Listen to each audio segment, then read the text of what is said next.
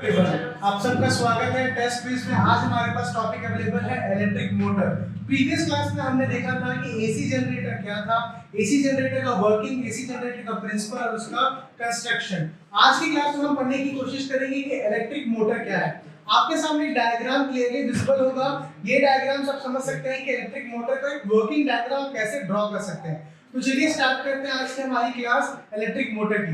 सबसे पहले देखिए आपके पास क्या अवेलेबल है। आपके पास स्ट्रॉन्ग इलेक्ट्रोमैग्नेट्स अवेलेबल है, नॉर्थ पोल और साउथ पोल। ये कैसे मैग्नेट है आपके, इसको आप बोल सकते हो स्ट्रॉन्ग, क्लियर, स्ट्रॉन्ग इलेक्ट्रोमैग्नेट्स। ये कैसे आपके स्ट्रॉन्ग इलेक्ट्रोमैग्नेट्स हैं, क्लियर। कौन कौन से, नॉर्थ पोल और साउथ पोल। नॉर्थ पोल पे जैसा पे आप क्लियरली मेंशन है कि नॉर्थ अवेलेबल है, इसका एक और पोल अवेलेबल होगा साउथ यहाँ पर, क्लियर। तो वैसे ही अपना पूरा पोल को ये अपने बाइपोल को कंप्लीट करेगा। और ये अपने बाइपोल को कैसे कंप्लीट करेगा, इसके पास साउथ यहाँ अवेलेबल है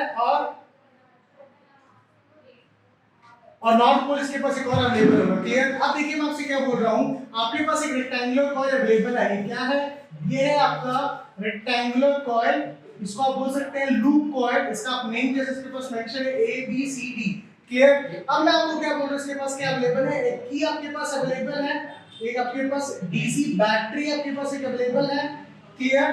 डीसी बैटरी की दोनों आपके पास अवेलेबल है, क्लियर। अब देखिए आपके पास ये जो लिंक, ये जो रिंग्स लगे हुए हैं इसको क्या बोलते हैं हम, ये आपके split rings. Split rings use होते हैं आपके एसी जनरेटर पे और स्प्लिट रिंग्स यूज होते हैं आपके डीसी मोटर पे। तो डीसी मोटर पे मेन क्या आपके पास देखिए एक्सल भी बना हुआ है, ये आपका एक्सल जो डायरेक्शन बता रहा है आपका, ये रोटेट होगा डिपेंड करेगा इसके पास ब्रशेस भी हैं। ये कौन से ब्रशेस हैं आपके, ये आपके कार्बन ब्रशेस हैं जिसकी हम बात कर रहे हैं। अब मेन बात क्या आती है कि डीसी मोटर का सबसे इंपॉर्टेंट चीज ये है कि डीसी मोटर का मेन वर्किंग प्रोसीजर क्या है। तो डीसी मोटर आपका वर्क करता है किस पे कन्वर्ट करने के लिए, ये डीसी मोटर को कन्वर्ट करता है electrical to mechanical. DC motor किस में कन्वर्ट करता है आपका, ये कन्वर्ट करता है इलेक्ट्रिकल टू मैकेनिकल पे। हमेशा देखिएगा जहां तक कंफ्यूजन होता है कि जनरेटर और मोटर में क्या डिफरेंस है। मोटर आपको क्या कन्वर्ट करेगा, मोटर कन्वर्ट करेगा इलेक्ट्रिकल टू मैकेनिकल। लेकिन इसमें और मेन बात आपकी क्या आ जाएगी, जब इलेक्ट्रिकल टू मैकेनिकल में कन्वर्ट करेगा तो जो मैकेनिकल जो आपको क्या मिलेगा, आउटपुट जो आपके पास अवेलेबल है, ये मैकेनिकल आउटपुट आपको डील करेगा सिर्फ और सिर्फ या तो सर्कुलर मोशन के लिए, या पे डील करेगा या तो भी सर्कुलर मोशन के लिए डील करेगा।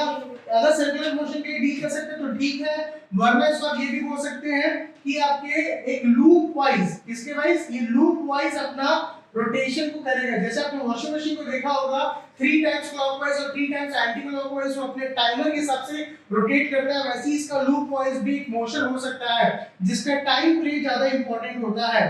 क्या इंपॉर्टेंट होता है जिसका टाइम पीरियड सबसे ज्यादा इंपॉर्टेंट है। आप टाइम पीरियड भी बोल सकते हैं कि वो कैसा अवेलेबल होगा। अब डीसी मोटर पे, इलेक्ट्रिक मोटर पे हम सबसे पहले बोल सकते हैं कि हमको जो आउटपुट मिलेगा वो मैक्सिमम क्या मिलेगा, हाई आउटपुट मिलेगा, क्लियर। अब देखिए हमको क्या बोल रहे हैं आपसे, आपके पास जो स्ट्रॉन्ग इलेक्ट्रोमैग्नेट है नॉर्थ पोल और साउथ पोल, ये दोनों मैग्नेट के बीच में आपने एक रेक्टेंगुलर कॉइल एबीसीडी को प्लेस किया। इसमें डायरेक्शन ऑफ मैग्नेटिक फील्ड क्या होगा, डायरेक्शन ऑफ मैग्नेटिक फील्ड आपको होगा नॉर्थ टुवर्ड्स साउथ। ये डायरेक्शन को क्या बताएगा, डायरेक्शन ऑफ मैग्नेटिक फील्ड को बताएगा, क्लियर।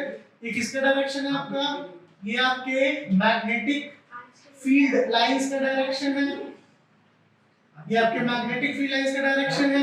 अब मैग्नेटिक फील्ड लाइंस क्या बोल रहा है आपको, ये जा रहा है नॉर्थ टुवर्ड्स साउथ पोल। अब जब नॉर्थ टुवर्ड्स साउथ पोल जा रहा है तो आर्मेचर कैसे रोटेट होगा, जैसे आर्मेचर ये रेक्टेंगुलर को रोटेट होगा उसके हिसाब से आपका मैग्नेटिक फ्लक्स बनेगा। अब हम मैग्नेटिक फ्लक्स की अगर बात करते हैं तो मैग्नेटिक फ्लक्स क्या होता है, the number of magnetic field lines crossing per unit area. तो जितने भी यूनिट एरिया सबके मैग्नेटिक फील्ड लाइंस क्रॉस होंगे उसको आप क्या बोलोगे, मैग्नेटिक फ्लक्स बोलोगे। तो मैग्नेटिक फ्लक्स किस में मैक्सिमम रहेगा, किस में मिनिमम रहेगा, ये आपको कैसे पता चलेगा। मैग्नेटिक फ्लक्स को हम डिफाइन करते हैं phi से। तो phi की वैल्यू, phi मैक्स कब रहेगा आपका और phi की वैल्यू, phi मिनिमम कब रहेगा, या कैसे डिसाइड करोगे। phi की वैल्यू मैक्स कब रहेगा, जब ये आपका कैसे प्लेस हो, वर्टिकली प्लेस हो। ये कैसे अलाइंड हो आपका, ये अलाइंड हो आपका वर्टिकल अलाइनमेंट पे हो। और phi मिनिमम की वैल्यू कब होगी, जब आपके हॉरिजॉन्टल अलाइनमेंट में होगा।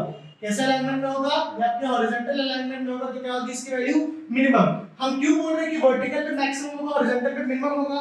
रीजन ये है, अगर आप इसको हॉरिजॉन्टली प्लेस करेंगे तो इसके पास जो सरफेस एरिया होगा, जिस सरफेस एरिया से ये मैग्नेटिक फील्ड क्रॉस हो रही है वो मिनिमम होगा। अगर मिनिमम सरफेस एरिया अवेलेबल है तो मिनिमम मैग्नेटिक फील्ड आएगी, और अगर मिनिमम मैग्नेटिक फील्ड आएगी तो फ्लक्स की वैल्यू क्या होगी? मिनिमम होगी। और वर्टिकल प्लेसमेंट में क्या हो रहा है? वर्टिकली पूरा का पूरा कवर कर रहा है। अगर वर्टिकली पूरा पोर्शन कवर कर रहा है तो मैक्सिमम आपके पास क्या आ जाएंगी? मैक्सिमम आपके पास आ जाएंगी मैग्नेटिक फील्ड लाइंस। मैक्सिमम आपके पास क्या आ जाएंगी? Magnetic field lines. अगर maximum magnetic field lines available है तो मैक्सिमम फ्लक्स आएगा।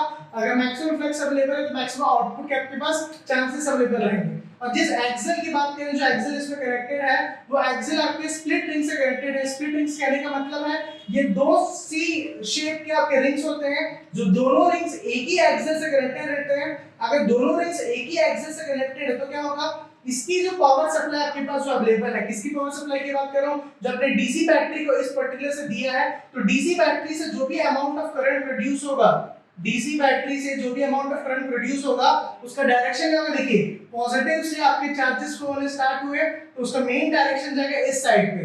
तो ये है डायरेक्शन ऑफ आपके रोटेशन का। क्लियर? ये डायरेक्शन क्या? रोटेशन का। तो सबसे पहले आपके इलेक्ट्रिक फील्ड लाइंस का डायरेक्शन ये था। अब इलेक्ट्रिक फील्ड लाइंस के डायरेक्शन के कारण क्या होगा? इसमें मैग्नेटिक फील्ड इंड्यूस होगी। एसी जनरेटर में आपने पढ़ा होगा कि आपके मैग्नेटिक फ्लक्स को चेंज होने के कारण इलेक्ट्रिसिटी इसमें इंड्यूस होता था। इसमें इलेक्ट्रिसिटी के फ्लो होने के कारण मैग्नेटिक फील्ड इंड्यूस होगी। तो जितना ये बार-बार रोटेट मोशन करेगा वैसा हमारा क्या मिलेगा? वैसा हमारा आउटपुट मिलेगा। अब आउटपुट कैसे डिफाइन करेंगे आप कि कैसे अवेलेबल है या किस फॉर्मेट में अवेलेबल होगा? आपको जो आउटपुट होगा, जैसे हमने देखा कि सर्कुलर मोशन पे होगा, तो सर्कुलर मोशन को भी आप डिफाइन कर सकते हैं कि आपको एंटी क्लॉकवाइज सर्कुलर मोशन चाहिए कि आपको क्लॉकवाइज सर्कुलर मोशन चाहिए। Anti clockwise circular motion, clockwise circular motion total depend करता है आपके स्ट्रॉन्ग इलेक्ट्रोमैग्नेट के प्लेसमेंट पे। अगर आप अपने स्ट्रॉन्ग इलेक्ट्रोमैग्नेट को रिवर्स करेंगे, मान लीजिए मैं यहां साउथ को प्लेस करूंगा और यहां नॉर्थ को प्लेस करूंगा, तो एक्सियल का रोटेशन क्या हो जाएगा? क्लॉकवाइज। इस केस में जब आपके रेक्टेंगुलर कॉइल के राइट हैंड साइड अगर नॉर्थ होगा तो एक्सियल का रोटेशन क्या होगा? क्लॉकवाइज। और एक्सियल के रोटेशन के क्लॉकवाइज से कारण जो आपको आउटपुट मिलेगा वो भी क्या मिलेगा? सर्कुलर मोशन तो मिलेगा लेकिन क्लॉकवाइज मिलेगा। लेकिन इस केस में जब आपने armature ABCD, rectangular coil ABCD के लेफ्ट हैंड साइड पे नॉर्थ पोल और साउथ पोल को प्लेस किया है, तो इसमें इसका रोटेशन क्या होगा? इसमें इसका रोटेशन एंटी क्लॉकवाइज होगा। मतलब जो आपका आउटपुट जो अवेलेबल होगा वो क्या होगा? आपका आउटपुट एंटी क्लॉकवाइज डायरेक्शन का होगा। क्लियर? आपको आया समझ पे? एग्जाम में सबसे इंपॉर्टेंट बात ये होती है कि इलेक्ट्रिक मोटर पे हम जब इसको डिफाइन करते हैं तो हम लिखना जरूर भूल जाते हैं कि इलेक्ट्रिक मोटर एग्जैक्टली क्या है, ये किस चीज को किस चीज में कन्वर्ट करता है। तो अपने दिमाग में हमेशा रखिएगा कि इलेक्ट्रिकल को मैकेनिकल पे ही कन्वर्ट करेगा। इलेक्ट्रिकल को मैकेनिकल में कन्वर्ट करेगा तो मोटर आएगा, और अगर मैकेनिकल को इलेक्ट्रिकल में कन्वर्ट करने की बात करें तो जनरेटर आएगा। चाहे एसी जनरेटर की बात कीजिए चाहे डीसी जनरेटर की बात कीजिए। इलेक्ट्रिक मोटर पे एक और मोटर आप देखे होंगे, डीसी मोटर। डीसी मोटर बहुत छोटे-छोटे मोटर्स होते हैं जो आपके इलेक्ट्रिकल या इलेक्ट्रॉनिक्स इक्विपमेंट्स में यूज किए जाते हैं। उसका भी सेम प्रोसीजर है, लेकिन उसका जो फंडामेंटल जो इश्यूज आते हैं वो इससे स्लाइटली क्या है? डिफरेंट है। क्लियर? अब बात क्या आती है इलेक्ट्रिक मोटर पे कि इलेक्ट्रिक मोटर पे एग्जाम पे क्वेश्चंस क्या आएंगे? या तो आपको वर्किंग कंस्ट्रक्शन और इसके प्रिंसिपल के बारे में पूछा जाएगा, या तो आपसे ये भी पूछ सकता है कि इसके कंस्ट्रक्शन को स्टेप बाय स्टेप आप डिफाइन करें। जब कंस्ट्रक्शन को स्टेप बाय स्टेप आप डिफाइन करेंगे तो सबसे इंपॉर्टेंट फैक्टर ये आता है कि आप पॉइंट्स वाइज आप इसको लिखेंगे। तो फर्स्ट पॉइंट आपके पास क्या अवेलेबल है? फर्स्ट पॉइंट में लिखेंगे there are two strong electromagnet which are placed in between the armature ABCD. आप स्ट्रॉन्ग इलेक्ट्रोमैग्नेट को नॉर्थ पोल और साउथ पोल डिफाइन कर दीजिए। सेकंड पॉइंट में लिखेंगे the rectangular coil ABCD is having a circular coil structure which is filled with the copper coil. आपका second point आ जाएगा। थर्ड पॉइंट में क्या मेंशन करेंगे? There is a DC power supply, there is a DC battery which is connected to the axle and further connected to the one way key. क्या आप आपके third point में mention करेंगे? Clear?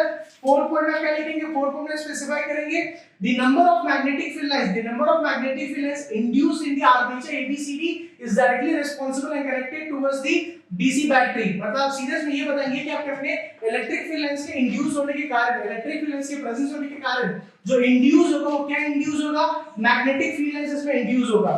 फिर fifth point आप क्या बताएंगे? the desired output can be obtained by giving a maximum amount of electric field so that the maximum flux can be generated, and if maximum flux is generated so the desired output will be in a form of circular motion, or we can say the time period in a loop wise। तो ये आप detailed form में step by step लिख सकते हैं। अगर आपको working के बारे में पूछा जाएगा, वर्किंग और कंस्ट्रक्शन में याद रखिएगा एक स्लाइट डिफरेंस होता है वर्किंग और कंस्ट्रक्शन पे, लेकिन हमें ये जानना बहुत जरूरी है कि कंस्ट्रक्शन में कौन से पॉइंट्स हम कंसीडर करके चलेंगे और वर्किंग में कौन से पॉइंट्स को कंसीडर करके चलेंगे। कंस्ट्रक्शन में सिर्फ आप इसमें ये बताएंगे कि आपने इस अरेंजमेंट को कैसे प्लेस किया है और इस अरेंजमेंट को प्लेस करने के बाद हम इस अरेंजमेंट को कैसे डील करेंगे एक प्रैक्टिकल एप्लीकेशन को अचीव करने के लिए। तो ये क्या हो जाएगा आपका इसका कंस्ट्रक्शन। और वर्किंग में क्या आ जाएगा, वर्किंग में हम ये डिफाइन करेंगे कि इसका प्रोसीजरल वर्कआउट क्या है, मतलब ये अपने आप को कैसे ये ऑपरेशनल फॉर्म पे फ्लो करता है एक आउटपुट को जनरेट करने के आउटपुट का गेन करने के लिए। क्लियर। तो आज की क्लास में हमने देखा कि इलेक्ट्रिक मोटर क्या होता है, इसका प्रिंसिपल, इसका वर्किंग और इसका कंस्ट्रक्शन हमने डिटेल में देखा। हमने देखा इसका आउटपुट कैसे ये प्रेजेंट होगा, स्प्लिट रिंग्स का क्या यूज है, ब्रशेस का क्या यूज है, एक्सल का क्या यूज है, स्ट्रॉन्ग इलेक्ट्रोमैग्नेट्स का क्या रोल प्ले होता है। नेक्स्ट क्लास में फिर आगे बढ़ेंगे, नेक्स्ट क्लास में हम देखेंगे इस इलेक्ट्रिक मोटर से रिलेटेड बोर्ड्स एग्जाम में और क्या डिफरेंट क्वेश्चंस जनरेट किए जा सकते हैं। तब तक हमारे चैनल में जुड़े रहिएगा। Test quiz. Thank you so much.